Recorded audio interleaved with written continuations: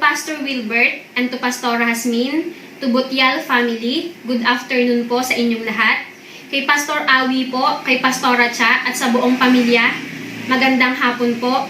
Sa akin pong mga kapwa lingkod ng Diyos, ng ating Diyos, sa akin pong mga kapwa kamanggagawa sa ating Panginoon, sa mga kaalyansa, sa lahat po ng masugid na taga-subaybay ng SCB Livestream, sa inyo pong lahat na nakikinig sa mga oras na ito, magandang hapon po ang akin pong pagbati sa inyong lahat. Sabi po ng isang kataga, ignorance of the law excuses no one. Ignorance of the law excuses no one.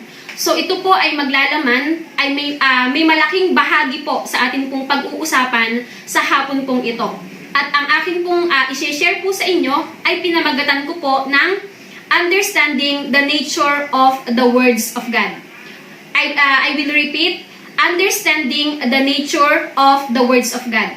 Sa Tagalog po, pagkaunawa sa kalikasan ng salita ng ating Diyos. So ngayong hapon po ay gusto ko pong i-share sa inyo ang akin pong mga natutunan patungkol po sa bagay na ito. Na ang pagkaunawa sa kalikasan ng salita ng ating Panginoon.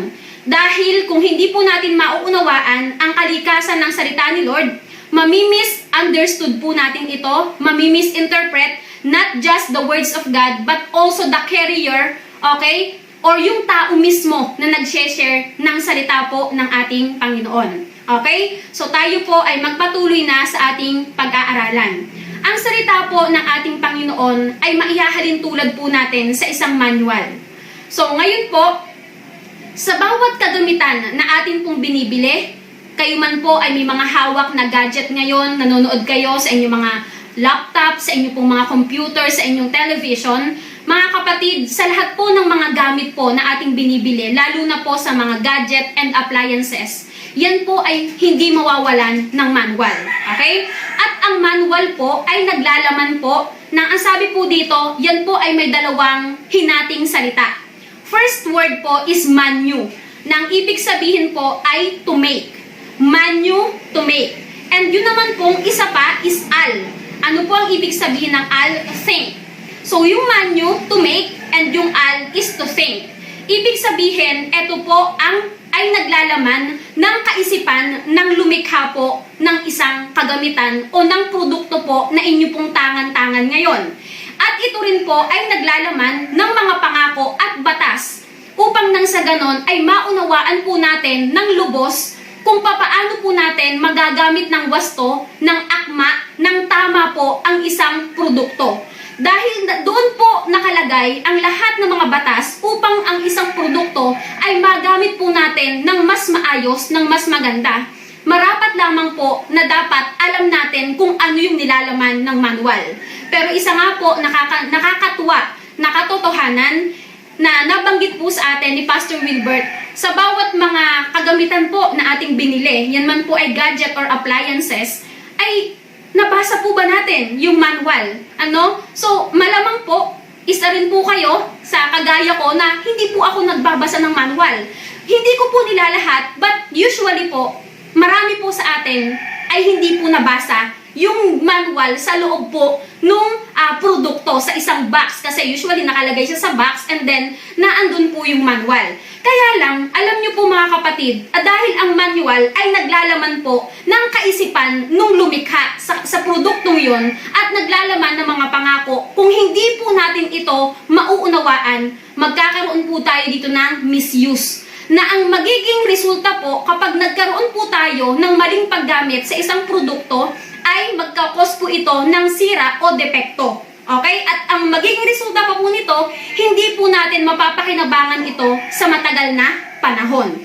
So ngayon po, ano pong kaugnayan nitong akin pong binabanggit na manual? Kagaya nga po ng aking nabanggit kanina sa ating pong title, Understanding the Nature of the Words of God. The words of God is just like a manual.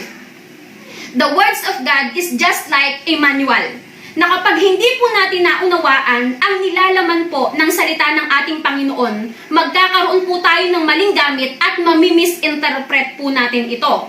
Isa pong bagay na akin pong natutunan sa pagtuturo po sa akin ni Pastor Awi, dahil ito po ay bagay na natutunan niya rin kay Pastor Wilbert, kailangan every time po na ang salita ng Panginoon ay naipapangaral, nagkakaroon po tayo ng knowledge. So every time na ang salita ng Panginoon ay naipapangaral, ang knowledge po ay dumarating sa atin. Ibinibigay po sa atin, nagkakaroon ng impartation of knowledge. At yan po ay tinatawag na information. Okay? So ang knowledge po, every time na naipapangaral ang salita ng Panginoon, yan po ay nakakalikha ng impormasyon na dumarating po sa isang tao. Okay? And the next po, hindi po dapat na matapos sa information na ating matatanggap. Because information itself is not enough. Kailangan po ay mag-came up tayo sa pangalawa pong bahagi na kung saan ay tinatawag po nating spirit of understanding. At nung isinare po ito sa amin ni Pastor, ang sabi po niya sa amin, ito po ay napakalaking bahagi at may malaking gampanin po ito. Itong spirit of understanding dito po sa pagkaunawa sa nature po ng salita ng Panginoon. Bakit po? Kung knowledge lamang, hindi po sapat. Bakit? Naaalala ko po, nung ako po ay bata pa, and I believe bawat isa po sa atin ay makaka-relate. Di ba nagbabago po tayong mga pinababasa po sa eskwelahan? Meron po dong pagbasa tayong ginagawa. Pero, meron din naman pong part ng reading with comprehension. So kapag binasa mo po ang isang aklat o ang isang libro, kapag yan ay binasa mo, so babasahin mo lang siya plainly. But kapag yun ay naunawaan mo, yung nilalaman ng istorya sa isang libro, magkakaroon ka ngayon ng comprehension. Okay? That is the is understanding. Ibig sabihin po, naunawaan mo yung nilalaman ng aklat. Okay? At iba po, ang isang tao, iba po ang nalilikha. Okay? Nang ikaw ay naunawaan mo yung iyong kinukwento. Kasi kung hindi mo naunawaan, babasahin mo siya plainly, and then sasabihin mo lang sa iyong tagapakinig. Pero ang maglilikha ng difference, mag-create ng big difference ay kapag naunawaan mo yung story. Bakit? Kahit hindi mo hawak yung libro, maikukwento mo ito. Bakit? With comprehension po ang nangyari. So ito pong spirit of understanding ay naglalaman or meron malaking bahagi po sa information. Kailangan po, yan po ay maunawaan natin. So first is knowledge, that will become information, and then understanding, yan po ay comprehension. At kapag yan po ay naunawaan na natin, once na naunawaan na natin, ang salita po ng ating Panginoon, ang kalikasan ng salita po ng ating Panginoon, that will become wisdom. At kailan po magkakaroon ng wisdom? Once you applied what you have understood sa information na iyo pong tinanggap. Okay? So, yun po ang, kumbaga, is pagkakasunod-sunod po. Hindi po sapat na marami kang alam ng mga salita ng Panginoon. But, without you understanding it, without you comprehending the words of God, you will never apply it, and that will never become wisdom. Okay? So, next po, sa ating pong pag-uusapan, ang salita po ng ating Panginoon, yan po ay mga prinsipyo. Ang Biblia po ay naglalaman ng mga prinsipyo at batas ng lumikha. Alam naman po natin, kagaya ng binabanggit ko sa inyo kanina, ang manual ay para po yung, yun nga, maker's mind. Naglalaman ng mga batas at prinsipyo ng lumikha sa Kanya. Ganon din naman po, ang Panginoon po, siya po ang lumikha sa bawat isa sa atin. So siya rin po ay may manual, okay? At yan po ay naglalaman ng mga batas at prinsipyo po ng ating pong Panginoon upang nang sa ganon tayo po ay mag-operate ng tama at sakto ayon sa pagkakalikha sa atin ng ating pong Panginoon. Kapag hindi po tayo nag-function according sa pagkakalikha sa atin ng Panginoon, katulad ng isang kagamitan na hindi siya magpa-function ayon sa pagkakalikha sa Kanya, failure po ang mangyayari. Okay? And lagi niyo pong tatandaan ang bagay na ito. Our failure is bad to God because He is the one who created us. Okay? He is the one who created us. Ang kagalakan po sa isang lumikha ay pag nakikita niya ang kanyang produktong nalikha ay nagfa-function po at nagagawa yung pagkakalikha sa kanya. So, ngayon naman po ay pag-aaralan natin yung the power of laws and principles. The power of laws and principles. Unang bahagi po, unang kapangyarihan po ng batas at prinsipyo ng ating Panginoon, which is the Bible po, principles and laws are universal. Ang batas at prinsipyo po ng ating Panginoon, they are universal. Kapag sinabi pong universal, it is applicable to all cases. Pag sinabi pong universal, it is general. Pangkalahatan po ito. Walang pinipiling tribo, walang pinipiling lahi, pangkalahatan. Universal, that is the meaning of universal. Applicable to all cases and general. At ganun po ang kapangyarihan ng batas at prinsipyo po ng ating Panginoon. Pangalawa po, ang batas at prinsipyo ng ating Panginoon, they are permanent. Principles and laws of our God, they are permanent. Pag sinabing permanente sa Tagalog, pag sinabing permanent sa Tagalog, permanente, hindi po siya nagbabago. Unchangeable po siya. Para siyang letters and para siyang numbers. Ang 1 yaan. Hindi pwedeng mabago ang 1. Ang letter A yan. Hindi yan nababago. Okay? So, gawin mo man o hindi, ang laws and principles, they will never change. They will never change because that is the characteristic and the power, one of the power po ng salita ng Panginoon that is permanent. Okay? Pangatlo po, principles and laws work anywhere. Sa lahat po siya ng dako. Hindi dito lang sa Pilipinas, hindi lang sa bansa kung nasa saan ka, kundi sa lahat po ng dako. Principles and laws work anywhere. Siya po ay kumikilos kahit saang lugar. Kahit saang lugar. Hindi po siya nagbabago. Okay? Ano pa po? Number 4. Principles and laws are not partial. Hindi po siya incomplete. Ang laws and principles po ng ating Panginoon, they are not partial. They are complete. Wala ka nang hahanapin pa. But, alam naman po natin, pagka po tayo, minsan ay tinatamaan ng salita ng Panginoon, we are somehow, ano pong nangyayari sa atin? Nagiging Shopee po tayo. Okay? Shopper ng salita ng Panginoon. Shopee, di ba? Nagiging shopper tayo ng salita ng Panginoon. Anong ibig sabihin? Namimili po tayo ng mga bagay na kung saan ay pakikinggan lamang natin dahil alam naman po natin na ang pagpapala ay napakasarap po niyang pakinggan. Isa nga pong aking biro, kapag ka po ako'y nag-share, kapag pagpapala ang ipinapangaral ng isang pastor, ay meron pa po yung hallelujah, amen, at may pagsipa pa po yan. Bakit? Alive na alive. Pero pag yan po ay tinutuwid na yan po yung pag-uusapan natin along ng ating pag-uusap, ang ating pag-aaral, yan po ay matatalakay at lalo pong mabibigyan ng linaw. Kapag tayo nasasaktan na, nagbibigay na po tayo ng limitation and boundaries hanggang dito ka lang. Hanggang dito lang ang salita ng Panginoon. Dapat hindi po ganon. Bakit? Principles and laws are not partial. They are complete. Ano pa pong sabi? Number 5 po, principles and laws guarantee successful result. Principles and laws guarantee successful result. Kapag yung batas at prinsipyo ay ginawa mo, okay? Balik po tayo sa manual kasi ang manual, yan po yung Biblia. Okay? Kung sa isang kagamitan, nagkaroon ka ng maling paggamit, hindi yan mag-guarantee ng successful result. Ang magiging buong pa nga niyan, maaaring yan ay masira mo. Na kung ang buti sana, kung yung kagamitan na natanggap mo o nabili mo ay talagang matagal ang warranty. Eh paano kung konti lang yung warranty tapos nasira mo na, eh tapos na yung warranty? Wala na po. Sayang ang pera.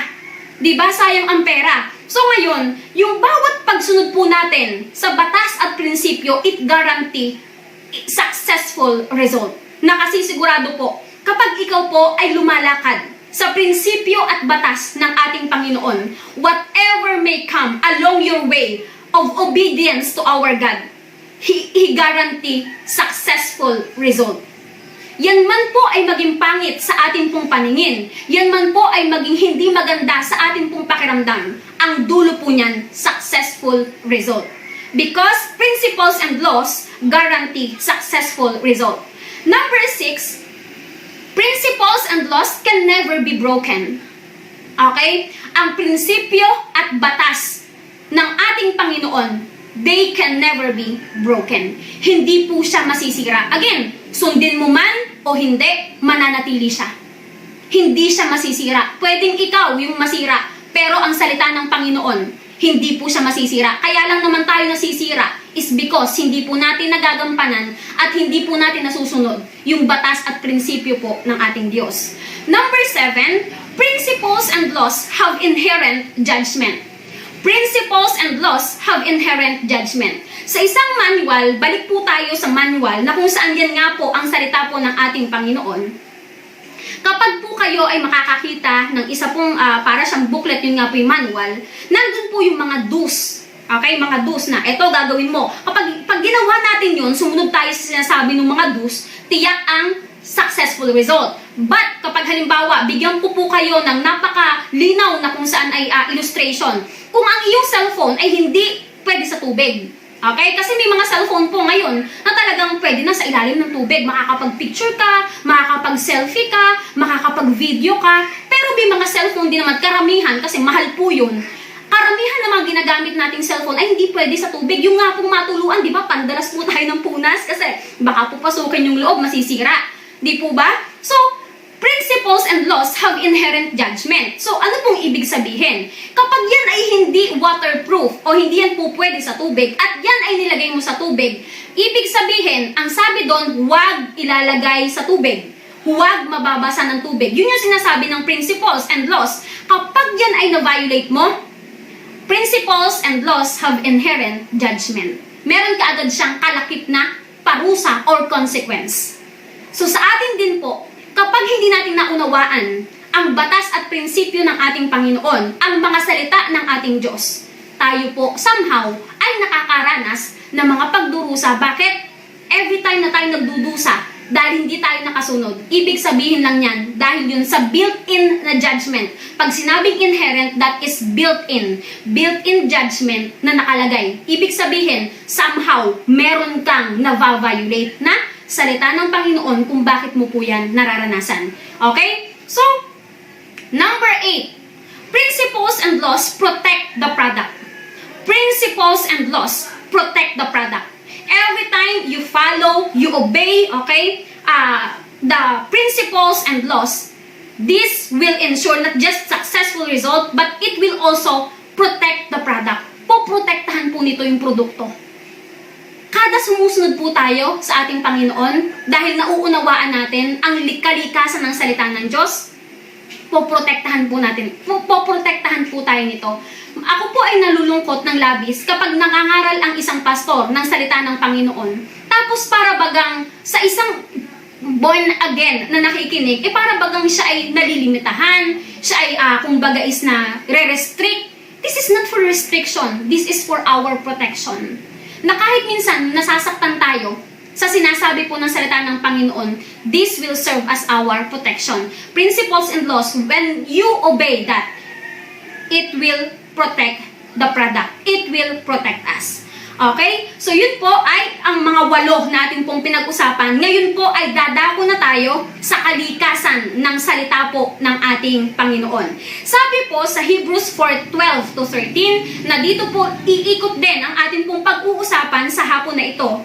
For the word of God is living and active, sharper than any double-edged sword. It penetrates even to dividing soul of and spirit, joints and marrow. It judges the thoughts and attitudes of the heart. 13. Nothing in all creation is hidden from God's sight. Everything is uncovered and laid bare before the eyes of Him to whom we must give account. So, pag-usapan po natin ngayon ang nature ng words of God. Ano po ang nature niya? Sabi po doon sa Hebrews 4, verse 12. One of the natures of the words of God is, it is living. It is living. Hebrews 4:12 again. For the word of God is living. Buhay siya. Buhay ang salita ng Panginoon. Kaya po pala, ako po'y sobrang nagpapasalamat sa ating pong Panginoon unang-una. Pangalawa po, sa mga nagtuturo po sa akin ng salita po ng ating Panginoon. Lalong-lalo na po kay Pastor Awi, na talaga pong siya po yung primary source po ng akin pong spiritual nourishment. At salamat po dahil hindi naman po niya matuturuan ako kung wala po si Pastor Wilbert na nagtuturo rin po sa kanya. ako po ay labis na nagpapasalamat. Bakit po? Nung nag-start po itong lockdown, wala po ang sa hinagap ko po ang mag-conduct po ng live streaming. Kasi I have that fear in my heart. Meron po akong takot at kumbaga is mababa po yung aking kumpiyansa kasi hindi po ako sanay humarap sa camera. Okay, hindi po ako sanay humarap sa camera. Pero nung si Pastor Wilbert po ay nag-conduct na nga po siya ng live streaming. So, yung mga members ko po sa Mauban, talagang required po sila na makikinig po sila ng salita po ng ating Panginoon, okay? And I see to it na talagang sila po ay isa-isa kong makikita na nagpa-pop up ang pangalan doon at bumabati. So, nung pong mga panahong yon, nag-start na ng live streaming at ginawa nga po yun ni Pastor Wilbert na everyday. Hanggang nagkaroon po ng impression din kay Pastor, okay? Na talagang mag-conduct din po ng live streaming. At syempre, hindi naman po natin isasabay sa oras po. Kaya po kami nun, yung live streaming po ni Pastor is every 7 p.m. So, para po kaming para bagang kami po ay hindi rin po nawala sa church. Kumbaga, wala mang physical or mass gathering. Sabi nga ni Pastor Wilbert, yung kanya pong termino is we gather in the cloud. We gather in the cloud. Na kung saan, doon sa pag-gather natin in the cloud is nagkakaroon pa rin po ng kalakasan at palakasan sa isa't isa. So ngayon po, noong mga panahon yon, wala akong kaplano-plano na mag-conduct po ng live streaming kasi nga po takot po ako na alam niyo yun somehow is talagang hindi lang po masyadong halata pero medyo mababa po yung aking kumpiyansa po sa aking pong sarili. Kaya nga po ako ay nagpapasalamat na lang sa Panginoon kasi talagang kapag ako po ay nagsasalita na ay yung biyaya po ng Panginoon na umaapaw. Habang bago nga po ako mag-start ay talaga pong teka lang wag mo munang i-click yung start kasi talagang nakakainom po ang tubig, pauli-uli po ako. Yung parang hindi ko namamalay yung sarili ko, parang stress somehow. But this is not a stress for me, but a great privilege and an opportunity. What I am trying to say is that hindi nga po ganun kataas po yung aking kumpiyansa. Pero, napakabuti po ng Panginoon kasi habang ginagawa mo na po ang kalooban niya, habang ginagawa mo na po ang task na ibinigay niya, pinagkatiwala niya sa iyo sa pamamagitan ng taong kanyang ginagamit, ay uti-uti na pong nag-ooperate po ang grasya po ng ating Panginoon. At nagagawa ko po yung bagay na gusto niya pong gawin ko. So, noong time po na yon na si Pastor nga po, nag-decide siya na magkaroon na po ng daily din every 7 p.m. So dahil ako po, ewan ko po ba, nilagyan po ako ng Panginoon ng ganong klase ng puso na although alam ko na yung mga miyembro ko po sa Mauban ay nakakapakinig ng regular kay Pastor Wilbert, nakakarinig po sila ng regular kay Pastor Awi, meron akong ganong puso na kailangan ma-provide ko po yung spiritual na pangangailangan nila na ako mismo yung naririnig nila. Kaya po, I decided during that time na talagang magkaroon din po ng daily, which I believe during that time wala po akong idea na saan ko kukunin yung aking pong mga ituturo na araw-araw ko po siyang gagawin. Sabi ko, paano?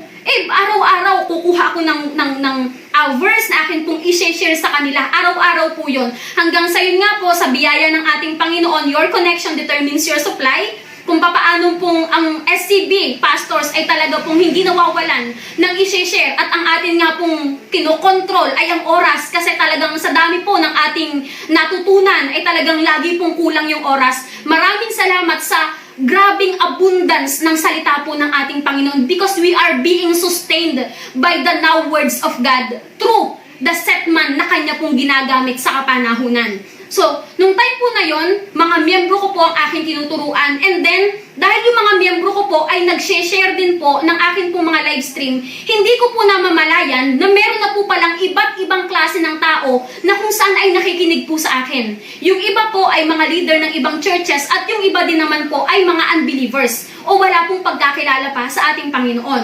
Hanggang sa dumating po na yung aking pong leader sa Mauban ay nag-message sa akin, Pastora, yung isa ko pong kumare, nag-message po siya sa akin na talagang parang sinasabi po niya na parang kilala niyo daw po siya kapag po kayo nagtuturo kasi grabe po yung tama sa kanya ng salita ng Panginoon. And I praise God kasi totoo po na ang pandemic na ito, ang COVID-19, talagang malaki po ang magiging advantage natin dito. Okay? Huwag po natin itong itrato na kumbaga threat sa atin, ito isang banta, kundi maging ito po ay ating pribilehiyo. Gamitin po natin ito na pagkakataon para ibang tao. Before, ang nasisharean ko lang po yung aking mga miyembro. Pero dumating ako sa punto na kahit po yung ibang nasa iba't ibang lugar ay naaabot po ng salita ng ating Panginoon. And I really praise God for that po. At yun nga po, ano sinasabi? What is the nature? What is the number one nature of the words of God? It is living. Kaya pala, di ba? Wala ka pang pagkakilala sa Panginoon noon. And then ako, may pagkakilala na ako kay Lord. May pagkakilala na ako. Pero somehow, every time na nakakapakinig ka ng mga taong nangangaral ng kanyang mga salita, deep in your heart, ay para bagang sinasabi na, parang tinamaan ako parang kinakausap ako ng salita ng Panginoon. Because that is the nature of the words of God. It is living. It is living. And, hindi lang po siya living o hindi lang po siya buhay. Kasi pwedeng buhay ka, pero hindi ka kumikilos. Pwedeng buhay ka, di ba? Yung pong mga na-stroke, yun pong mga na-paralyzed, ano po, hindi, kahit sila ay humihinga, kahit sila ay buhay, hindi po sila makakilos. Pero isa pong kagandahan at isa pong katotohanan ng nature ng salita ng Panginoon, it is not just living, but active. It is living, number one. Number two, it is active. Ito po ay talagang kumikilos. Okay, kumikilos siya, active siya. Sabi ng Hebrews 4:12, dun po ulit sa verse na yon, for the word of God is living and active. Ang salita ng Diyos ay buhay at sa Tagalog po, mabisa. Mabisa. Kaya po pala, ito po pala yung fourfold. Ano po, kaya po pala, ang salita ng Panginoon ay meron pong fourfold function. Dahil nga po siya ay mabisa, ano po yung fourfold function ng words of God? 2 Timothy 3:16-17 says, all scripture is God-breathed and is useful for teaching, for rebuking, correcting, and training in righteousness, so that the man of God may be thoroughly equipped for every good work. Okay? Ito pong pagiging active o mabisa ng salita ng ating Panginoon. Bakit po? Dahil ito po ay merong fourfold function. Ano po ang fourfold function or fourfold ministry of the words of God? Una, teaching. That is the number one function of the words of God. Teaching. And what is teaching? It is to impart us truth. Whenever there is someone sharing and teaching the words of God, ang ginagawa niya po, he is imparting truth. He is imparting truth. But, hindi po dapat na magtapos sa pagtuturo. Hindi po dapat na magtapos sa pagtuturo. Dahil alam po natin, dahil apat po ito, ang masarap lang po sa apat na ito ay yung isang bahagi. Yung 1/4 na bahagi ng salita ng Panginoon, masarap po siya. Bakit? Tinuturuan ka. But, isang bagay pa po na function ng salita ng Panginoon, it rebukes. Rebuking. And what is rebuking? What is the purpose of rebuking? To make us realize what is wrong. To make us realize what is wrong. Kapag tayo tinuturuan, nai-impartan tayo o nababahaginan ng mga katotohanan ng salita ni Lord. Pero kapag po tayo ay tinutuwid na, sa Tagalog ng rebuking, tinutuwid, this will help us. This will make us realize what is wrong. Marirealize natin ano yung mali natin ginagawa. Kaya 'di ba?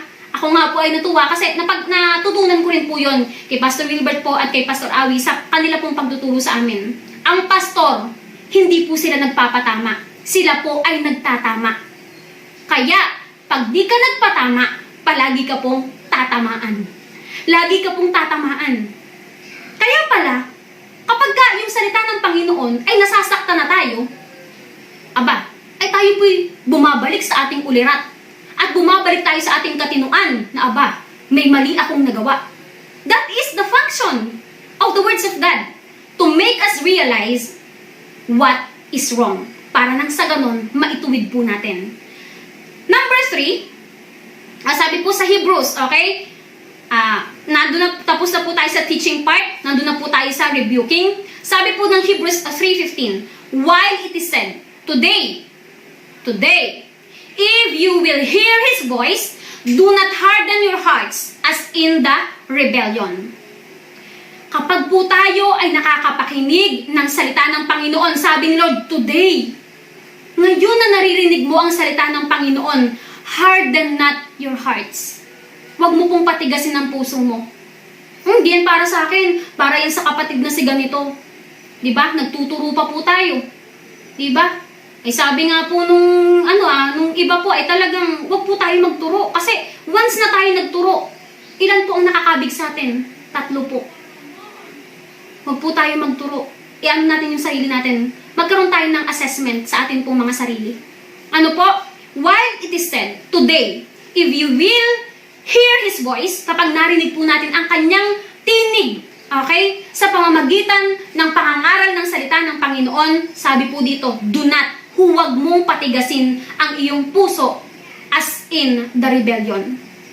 Kapag ang salita ng Panginoon ay nire-reject natin, nine-neglect natin dahil nasasaktan po tayo, okay? Yan po ay pagpapatigas ng ating mga puso na kung saan yan po ay magiging daan patungo sa pagre-rebelde sa salita po ng Panginoon. At ang Panginoon po at ang kanyang salita ay iisa. So kung tayo ay magre-rebelde sa salita ng Panginoon directly, we are rebelling against God. We are rebelling against God. Okay po? So, Proverbs 27:5 says, open rebuke is better than secret love. Open rebuke is better than secret love. Mas maigi na ikaw ay nasasaktan, na ikaw ay tinatama ng harapan, kesa naman, ito-tolerate ka sa mali mong ginagawa. Bakit? Minsan, ang isa pong pastor, minsan, dahil sa ayaw niyang masaktan yung kanyang miyembro, talaga pong nagkakaroon siya ng ganung minsang takot na, paano ko kaya sasabihin? But, pag tayo nire-rebuke ng salita ng Panginoon, magpasalamat po tayo sa kanila. Why? Open rebuke is better than secret love. The third, function of the words of God is correcting. Teaching, rebuking, third is correcting. At ano naman po ang nagagawa sa atin ng pagtatama? It will help us in amending our ways. It will help us amending our ways. Tayo po ay, ang sabi nga po, di ba? Ang mga tupa, okay? Ng mga pastor. Ako po ay namamanhik po sa inyo. Ano po? Marami ang tupa, you will not survive on your own. Dahil ang tupa po, dependent po siya sa pastor. Kung wala pong pastor na magtatama, magtutuwid, magtuturo at gagabay sa kanya, malaki po ang tendency na siya po ay mapahamak. So kapag ikaw po ay tinatama ng salita ng Panginoon, sabi di ba ng Psalms 23, your rod and your staff, they comfort me. Yung rod, yung pamalo, yung pangalawit and your staff, it is comfort.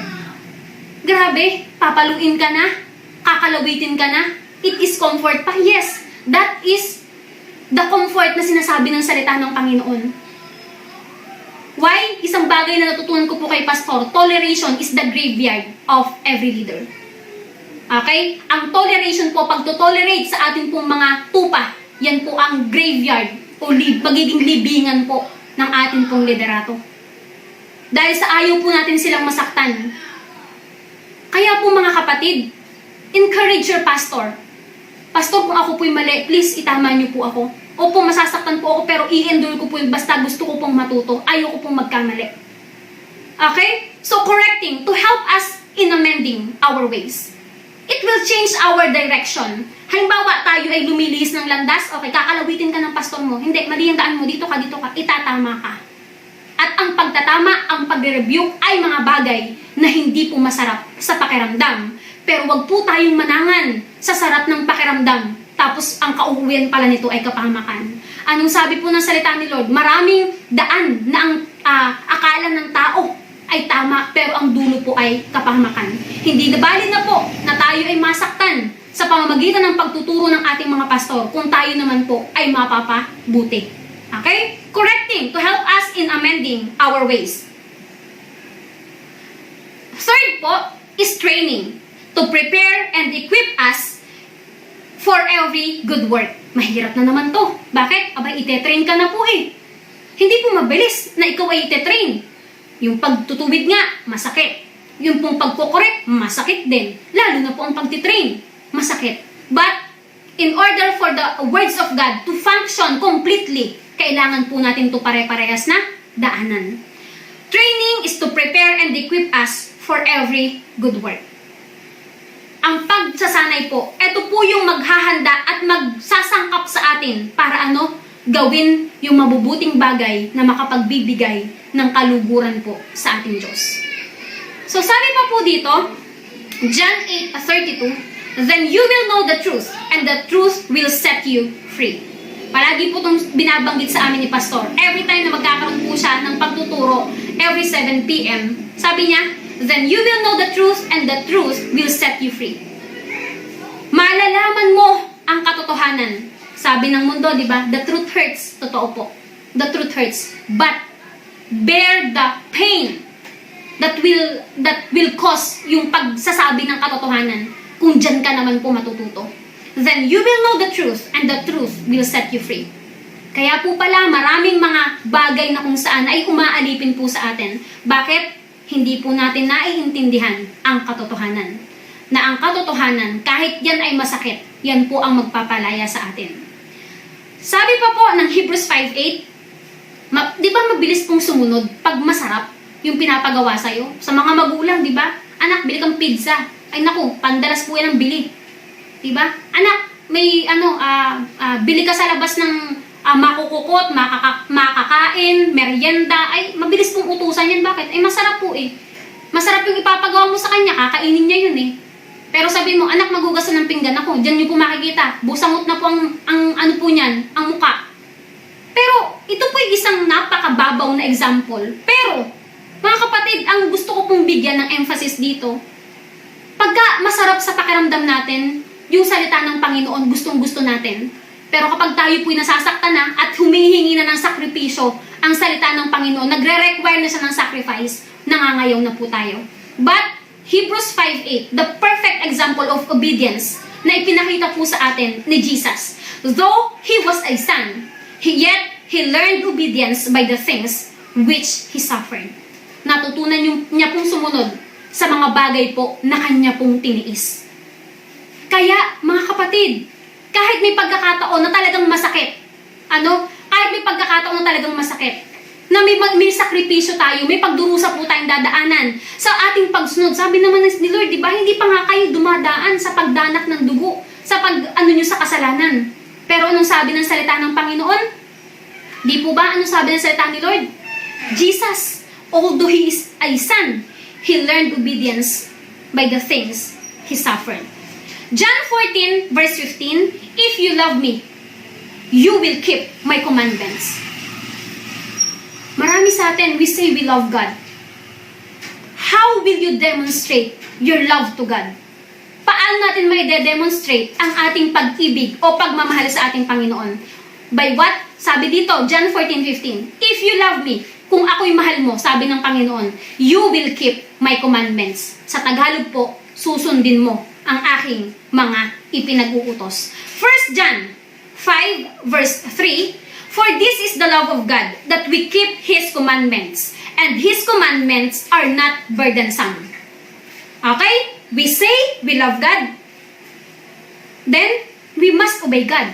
For this is the love of God, sabi ng 1 John 5:3, that we keep His commandments, and His commandments are not burdensome. I understand na sa mga una pong bahagi ng ating pong pagkakilala sa Panginoon, ay talaga naman pong makakaranas po tayo nang hindi po ganun ka sarap na pakiramdam kada mapapakinggan po natin ang kanyang mga salita. But ano po ang sinasabi ng salita ni Lord?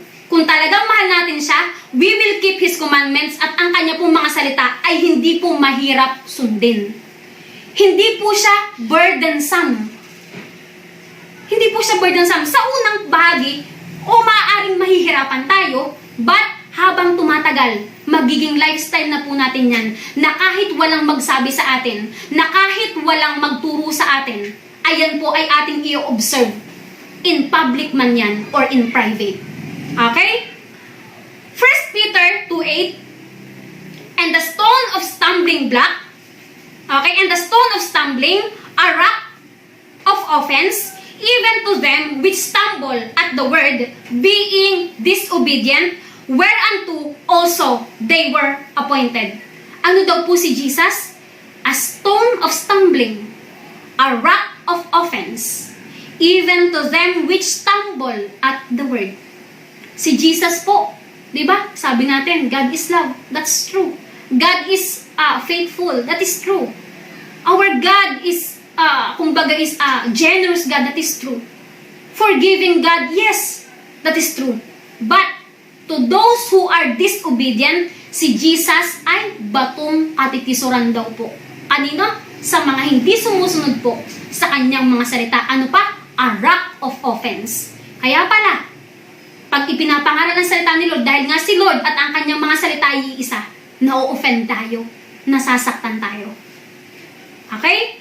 Pero kapag naging lifestyle mo na ang pagsunod, kapatid, magiging madali na po ito para sa'yo. At magiging kagalakan mo na po ang sumunod sa ating Diyos. Romans 10:17 says, "So then, faith comes by hearing, and hearing by the word of God." So then, faith comes by hearing, and hearing by the word of God. Ang faith ay nabubuo lamang po. Ang faith ay namumold lamang po. Lalo siyang tumitibay, lalo siyang tumatatag kapag tayo ay nakakapakinig. Diba? Kung mauunawaan natin na ang nature ng salita ni Lord, it is living, it is active, ano po, at dadako pa tayo sa pangatlo hanggang 5 part. Ano po?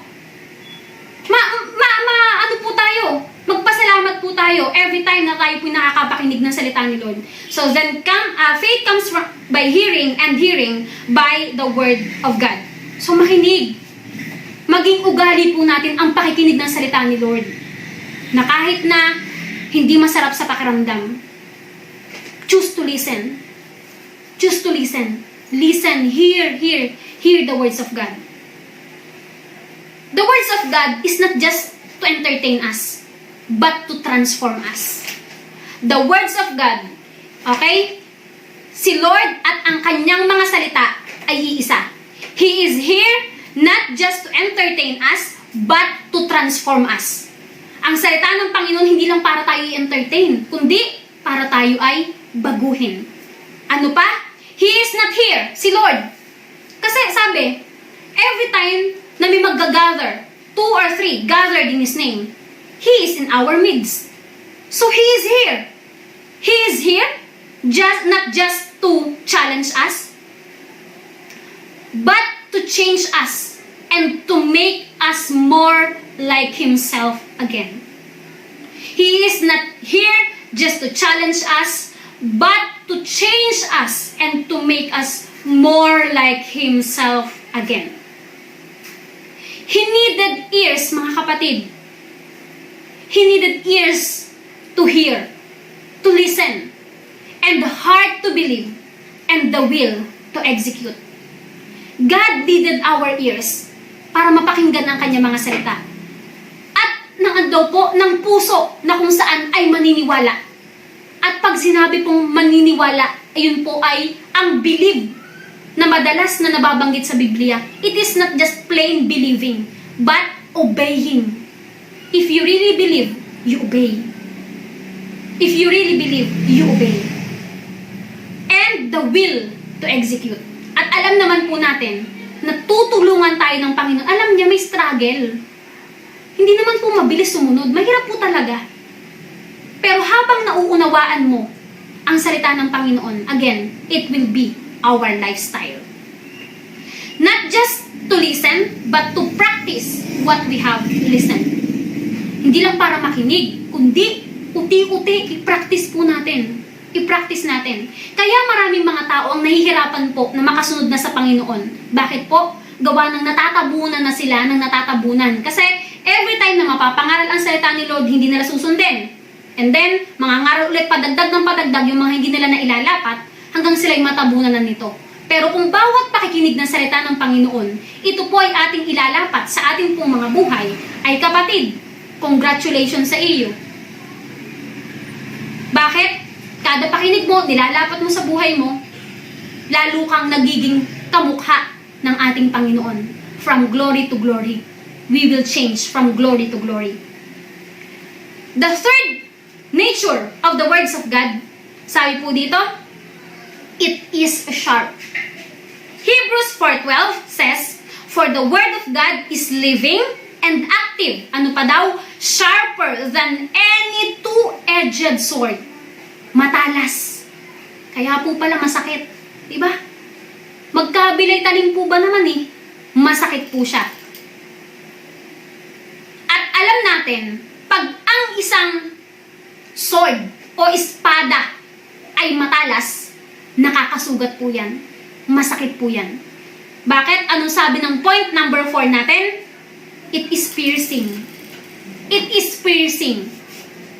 Hebrews 4:12, punta po ulit tayo doon, di po tayo maalis sa verse na yon. For the word of God is living and active, sharper than any two-edged sword, piercing to the division of soul and of spirit, of joints and of marrow, and discerning the thoughts and intentions of the heart. It pierces to the heart.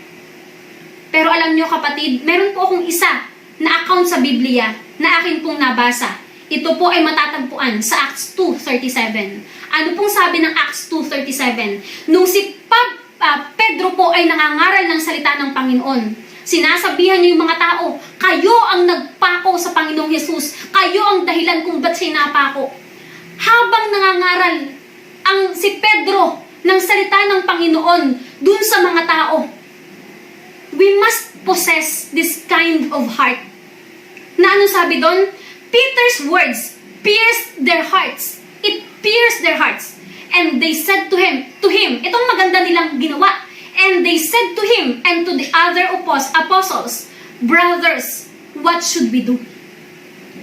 Every time natatamaan ka ng salita ng Panginoon, kapatid, pastor, ano pong kailangan kong gawin?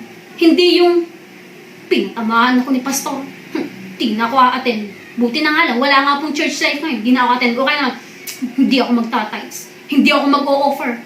Imagine, pinapasualan po natin ang atin pong Panginoon. Whatever you are doing to your pastor is what you are doing to God. How you treat your pastor is the way you treat God. Hindi na akong bibigay ng tithes. Pinatamaan ako ni pastor. Pero ano po ang naging tugon nung masakit na pangangaral ni Pedro? Brothers, what should we do? Why it pierced to their hearts? Masakit. Pero nagkaroon po sila ng tamang pagtugon. Okay? Nagkaroon po sila ng tamang pagtugon. Last, it judges. Okay? It judges. Sa iba pong salin, ano po? Sa iba pong salin, nalalaman po nito, nadidiscern nito, ang alin daw po, ang kaisipan at attitude ng puso ng nakikinig. Alam niya. Alam niya ang puso ng bawat nakikinig. Mga kapatid, sa akin pong pagtatapos, nawa po, every time na ang salita po ng ating Panginoon ay naipapangaral, magkaroon po tayo ng puso na hilingin natin sa Lord. Lord, give me the heart, the teachable heart. The heart that is mabilis siyang matenderize. Mabilis siyang lumambot. Lord, gusto kong matuto. Gusto kitang mabigyan ng kaluguran sa buhay ko. Gusto kitang makilala. Huwag mo pong hayaan na tumigas yung puso ko. Makipagtulungan po tayo sa Diyos. Makipagtulungan po tayo sa Kanya. Na every time na ipapangaral ang Kanyang mga salita, be it unto me, Lord. Masakit, Lord, but, Lord, I will choose to follow you. Isang bagay po na natutunan ko sa akin pong pag-attend kay Dr. Jonathan David. I believe it's 2016 sa Cuneta Astrodome. Hindi ko po malilimutan ang kanyang katagang sinabi. Do not challenge him. You'll never win. Huwag po nating i-challenge ang ating Panginoon dahil hindi po tayo mananalo. So mga kapatid, I believe and I praise God for the second opportunity and the chance and the privilege that Pastor Wilbert has given me. Thank you so much po, Pastor Wilbert and Pastor Rasmin, sa tiwala at pribilehiyo pong ito. Maraming salamat po, Pastor Awi and Pastora Cha. Utang ko po sa inyo kung bakit nagagamit po ako ng Panginoon na makapagbahagi po ng kanyang mga salita. Maraming pong salamat and God bless us all.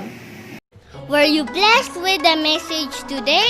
If so, please like, subscribe, and hit the bell button below for updates. Thank you for watching and see you next streaming.